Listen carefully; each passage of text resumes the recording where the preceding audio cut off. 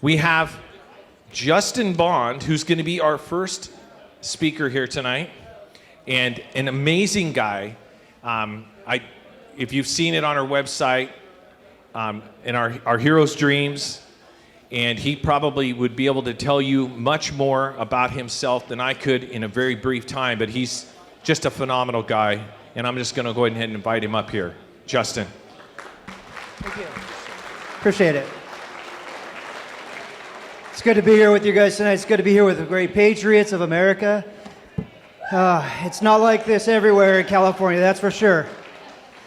You know, I just love everything about what this room represents. You know, growing up, that's kind of what I wanted to be. You know, my dad was a hard worker running construction crews. My grandpa was a farmer, and my other granddad was a World War II vet. So I saw the patriotism, the hard work, you know, pay your taxes, you know, and you just advance. You do what's right. Kids are playing out in the streets, things like that. I also grew up near Lemoore Naval Air Station near a Navy base, and I got to meet some of the sailors and things like that, and I knew I wanted to be better, so I joined the Army. Oh wait, sorry, that's bad. Gonna need help going out to the parking lot probably now. You know, growing up and wanting to be part of something bigger because of the foundations that you're taught when you're younger and seeing the hardworking people, it drove me to, you know, to going into the Army. And I thought it's defending America. It's my duty. It's my job. You know, things like that. I got in, and once I got out, 9/11 happened shortly later. And when I watched those towers fall over and over, same thing, every channel, the gut feeling just drops. Ticked off, lost, confused. How did somebody come to our land and attack us? You know, as I went down to the recruiter's office, I saw Vietnam vets that were sped up on and hated for their war, that did their job, whether they were volunteered or voluntold, that carried the price of freedom on their shoulders and went in to advance America's mission because they were asked to, and yet sped up on and hated, bottles of urine thrown on them. And they went into hiding for the rest of their time. Those guys were the first in lines down there to sign back up. They said, no way. Somebody attacked our country. Put me in, coach. What are you guys doing over there? And as I sat there going through, talking to the recruiters, trying to get back in and doing all this, patriotism, America, red, white, and blue, all that was there. But I'll tell you what, I made a joke a little bit ago about the Navy. When I got over there into the sandbox, and I boarded that C-130 taking off out of Kuwait, we're flying over Iraq, and I saw the beautiful desert down there. I didn't see a war zone. I saw the Central Valley. I saw what looked peaceful. Until we started doing a combat landing, and everybody's putting on their helmets and Kevlars, and they're starting to take bullet fire on the plane, and real quick, I'm like, uh-oh, this isn't Kansas anymore. We get landed, and the first thing they do, they said, hey, you're on a SAW. Now, a SAW is a squad automatic weapon. Shoots over, when it's turned all the way up, you know, like 1,200, 1,300 rounds a minute. We had like 780 rounds a minute, and they said, you're on the SAW, you're going to be rear security. Now, I'm with a bunch of kids that can't even go back there and get in line to get a drink. They're not responsible enough in America to go back and buy a beer. But yet, we're turning over $20 million, $50 million pieces of equipment and telling them, it's up to you to preserve the freedoms for America. These kids, straight out of high school, some of them don't even know there's a circuit breaker box outside. And yet, we asked, we said, well, what do we do? Anybody gets within 100 yards, you shoot them. Real quickly, when the bullets started flying in the first days of over there, these boys and girls, straight out of high school, became men and women. And all of a sudden, when the bullets were flying, it wasn't patriotism. It wasn't red, white, and blue. Yes, there was country songs being made about the war. The war was encouraging things back home, kind of because there's people embedded now. Now moms and dads and kids can watch their loved one going door to door in the battles. But all that went out the window because now it's just the brotherhood, just that sisterhood. You have to keep your battle buddy beside you alive. They're keeping you alive. They're all that matters. No offense to my lovely wife here. She was a fiancée at the time. But back then in the firefights, you don't even think about home. You can't, because if you think, you die. And those of you from Vietnam and Korea, Iraq, Afghanistan that's been in combat, you understand that. When you bed down, if you start thinking about home, you start to get weak. It's not good in a combat zone. And as we started going through more and more of these firefights, I started to see the war in a different light. It was no longer about them coming and attacking us. Yes, we were keeping the homeland free. We're trying to keep the battles over there so that the next generation and this generation can live free here in the streets without a war here, like's happening in Ukraine and Russia and places like that. But what it was so much more powerful. It's that brotherhood and that sisterhood. I'll tell you, after my 11th firefight in only 2.5 months, we went from the Battle of Al-Assad to the Battle of Fallujah. And as I was sitting there that morning on the tarmac with a name you may remember, Thomas Hamill, KBR civilian, and Matt Maupin. Matt Maupin was the longest captured American soldier in the Iraq and Afghanistan war. He was captured for 11 years before they beheaded him. As we're all sleeping out here on the tarmac, just out of a fresh firefight, getting ready to head back in, we just finished the Battle of Al-Assad, and now we're moving in for the Battle of Fallujah. We took off and we rounded out over the MSR Tampa, which this is like a 6-lane freeway. It's a big built-up freeway. Usually there's cars and traffic and it's moving. This time when we rounded it, there was dead silence. No cars, no nothing. It was April 9th, 2004, the 1-year anniversary of taking down Saddam's army. And as we rounded the corner, Thomas Hamill's convoy was in front of us, about 5 minutes ahead of us. And at 8 a.m., a coordinated attack from the east to the west to the north to the south took off, and they started blowing up every convoy on the road on the 1-year anniversary. Now, as we approached, we saw Thomas Hamill's convoy just taking mortars, and I'll tell you, every vehicle was pointing in all points of the compass. Pretty soon, they were pulling them out of the trucks and holding them captive. Thomas Hamill was being taken backwards. They had a gun over his left shoulder, pointing up in our direction. As they did this, we saw 2 more that had just been pulled out of trucks and been taken captive. Again, these were just kids. These are kids straight out of high school mostly that had become men and women overnight for our freedoms that we have today.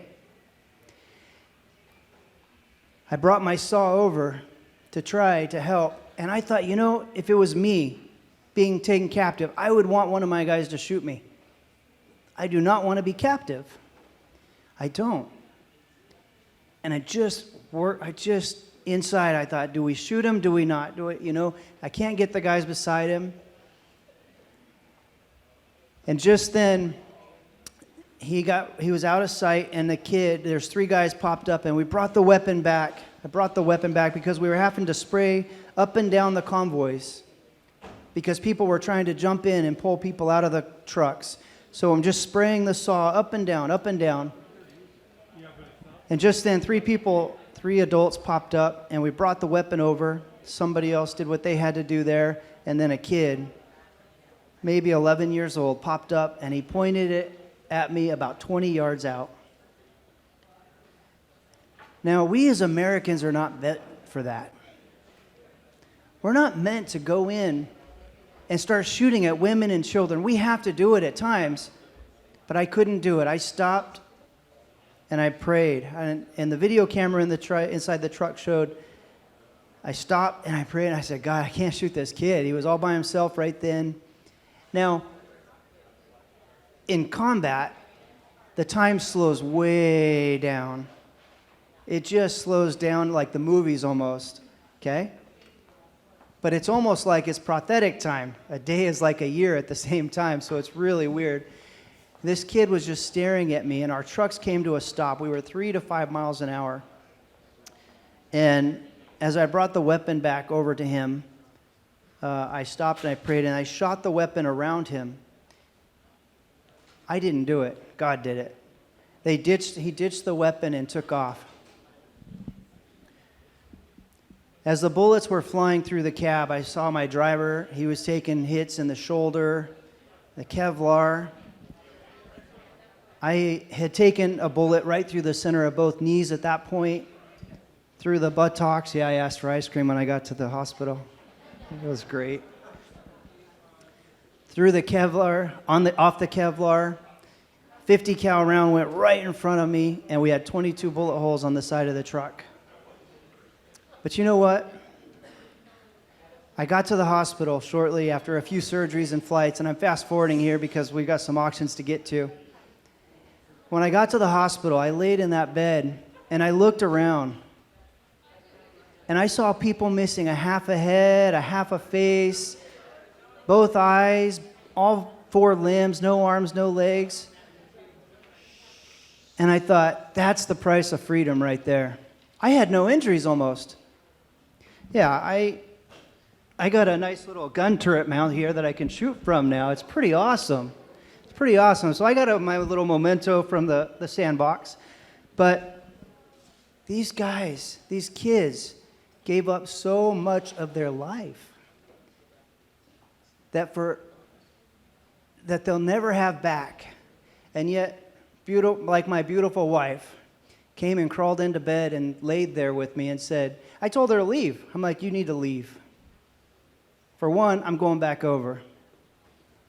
Talking to President Bush and anybody I can, I'm getting back over there.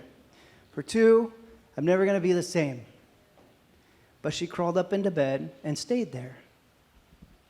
I saw that throughout as these warriors laid there, only wanting to get back over to Iraq or Afghanistan.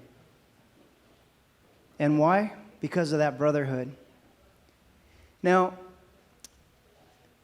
I also, laying there in that bed, I looked over at my Bible cover and it said Ephesians 6. It said, we shall not fight against flesh and blood, but against peace, principalities, darkness, evil forces of this world. Now let me tell you, I thought I was at the top. I was the United States Army. I thought that's what I wanted. I wanted to be up there and out there fighting in that war. But that's not what we were here for. God gave each of us a mission, and our life is literally a blip of a second to have that mission. As we advanced forward, I knew that there was a different mission out there. And when we got back, we started losing friends like crazy. You guys have heard the 22 a day suicide? Okay? That number was only from 21 states for most of these years. Do you know that? It's only from 21 states. I've been working with congressmen for a long time trying to get that change. This year alone, we went to all states, but it's only a few counties. Some states only have a few counties or a handful. And even still, if the VA doesn't know about it, or it's not reported, it's not counted. Like when I rode a Segway across America, and a sheriff came up to me on the first day, and he said, "You know what? We just had a veteran today that was in his house, and he passed away." I said, "Was it suicide?" And he said, "Well, I said it was an accidental discharge while he was cleaning his weapon. Otherwise, his family wouldn't have gotten the insurance money." The point is, it's much higher. And there's tons of stories like that. And it's just not being reported. So my wife and I, we've had this nonprofit for the last 13 years that's been going strong. We just, in the last 5 years, started getting some recognition. President Bush brought us out to his house. We've been able to have dinner with President Bush, and he wrote about us in his book, Portraits of Courage. And it's kind of evolved. And we moved to Shasta County here during COVID, and we just closed escrow on a camp in Oak Run. Thank you. I'm new.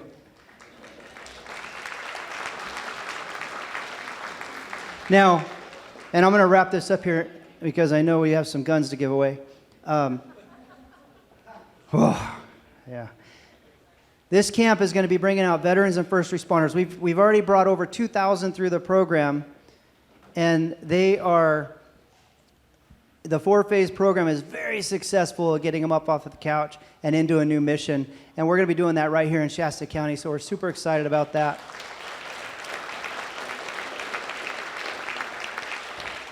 But you know, that darkness that's affecting those warriors is what Ephesians 6 was talking about. That darkness is in their mind and in their head, and they can't get it out. But you know, as I lay there in the hospital bed and we move forward, that battlefield is here. And that's why it's called the Homefront Battlefield Training Center on Camp Freedom. But aside from the veterans fighting that, and the suicide rates, and the police officers that are being sped up on and hated, and our new Vietnam vets, that battlefield applies right here to what we're doing in this room. These schools are indoctrinating our kids. They're teaching them that it's okay to have partial birth abortions. They're teaching them that it's okay to be a different sex because you feel like it at a young age. We could go on. I'm preaching to the choir here. You all know what we're talking about. We cannot let this keep happening. Just as Vietnam and Korea and World War II and now the current wars, we go in and we take over a mountain or a hill or a town. We give it right back. We just gave back Afghanistan. All the blood that was lost for nothing. All the limbs that were lost. Meaningless. Because politicians up top are fighting this war and using us as pawns from the other side. We have to take over D.C. We have to take over the White House. We have to take over Sacramento.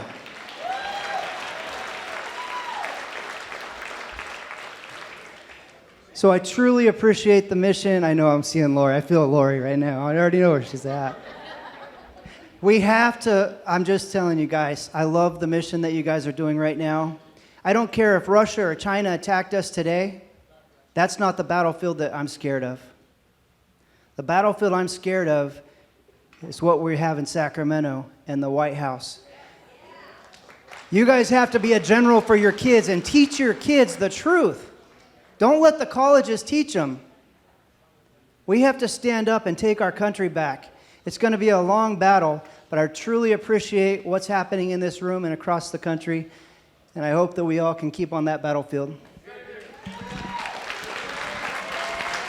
Yay!